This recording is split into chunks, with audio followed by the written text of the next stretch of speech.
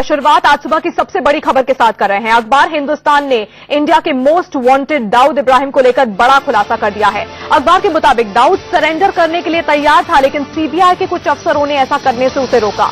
अखबार ने दिल्ली के पूर्व पुलिस कमिश्नर और सीबीआई के डीआईजी रहे नीरज कुमार के हवाले से लिखा है कि 1994 में उनकी दाऊद से समर्पण को लेकर 3 बार बातचीत हुई थी। हर आरोप का जवाब देने के लिए दाऊद तैयार था, लेकिन उसे इस बात की चिंता थी कि समर्पण के बाद भारत में उसके दुश्मन कहीं उसकी हत्या ना कर दें। तो बड़ी खबर हिंदुस्तान अखबार में छपी है कि दाऊद इब्राहिम को सरेंडर करने के लिए तैयार था, लेकिन सीबीआई के कुछ अफसरों ने उसे ऐसा करने से रोका था।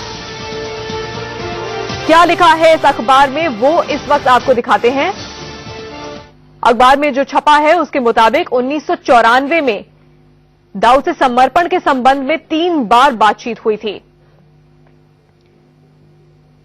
नीरज कुमार तब इस मामले की जांच कर रहे थे।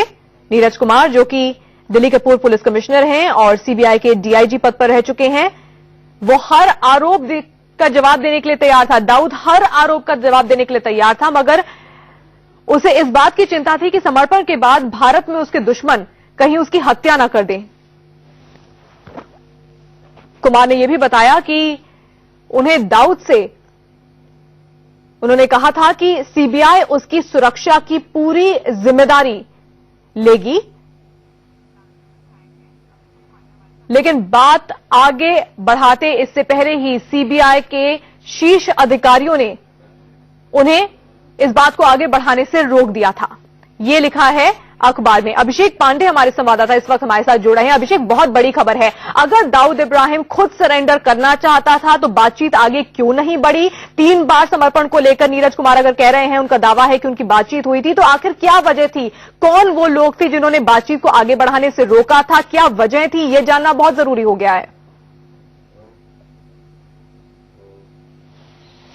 बिल्कुल तान्या, ये जानना बेहद जरूरी है क्योंकि दुनिया भर की खुफिया एजेंसियां देश भर की पुलिस सरगर्मी से तलाश कर रही है अंडरवर्ल्ड डॉन दाऊद इब्राहिम की। जब उस वक्त वो सरेंडर करना चाहता तो क्या प्रॉब्लम थी? उस वक्त की राजनीति किस दिशा में जा रही थी? इन्वेस्टिगेशन किस दिशा में जा रही थी? सीबीआई क्या जांच के दौरान जो मनीष लाला शख्स सामने आया था, जिसने एक तरह से बहुत अहम कड़ी के तौर पर सामने आया दाऊद इब्राहिम से, जिसने 3 बार फोन पर बात भी कराई। मनीष लाला बेहद करीबी रहा है और शार्प शूटर रहा है, गैंगस्टर रहा है। कई मामलों में ऑर्थर रोड जेल पे नीरज कुमार से इनसे संपर्क में भी आया। इतना यकीन नीरज कुमार ने उस वक्त उस पर जमा लिया था कि वो खुद दाऊद से बात कराया नीरज कुमार की और कहा कि ये ऐसे साहब हैं जो आप इनसे अपनी बात कह सकते हैं और आत्मसमर्पण की जो बात है वो आप ऐसे अधिकारी हैं कि इनसे कहा जा सकता है। इतना यकीन नीरज कुमार ने इन्वेस्टिगेशन के दौरान, जो कि डीआईजी थे उस वक्त, उनको कर लिया था। बावजूद इसके क्या वजह थी?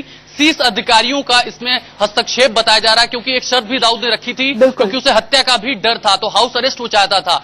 ऐसी शर्तों के साथ दाऊद इब्राहिम समर्पण करना चाहता था, लेकिन उस वक्त ऐसी कंडीशन क्या बनी? 30 अधिकारियों ने क्यों रोका? क्योंकि जब वो डीआईजी नहीं थे, सीबीआई में काम नहीं भी कर रहे थे, नीरज कुमार दूसरी विंग्स में चले गए थे, तब भी दाऊद बिल्कुल, क्योंकि इस खबर के बाद कई सवाल खड़े हो रहे हैं। अभिषेक, सवाल यह है कि अगर इंडिया का मोस्ट वांटेड सरेंडर करने के लिए तैयार था तो क्या शर्तें उसने सामने रखी थी? कौन वो लोग थे जो ऐसा करने से रोक रहे थे या इस बातचीत को आगे नहीं बढ़ना देना चाह रहे थे? क्या वो सीबीआई में कुछ बड़े अधिकारी हैं? ये सब जानना अब इस खबर के बाद बेहद जरूरी हो गया। अभिषेक, धन्यवाद इस तमाम जानकारी के लिए।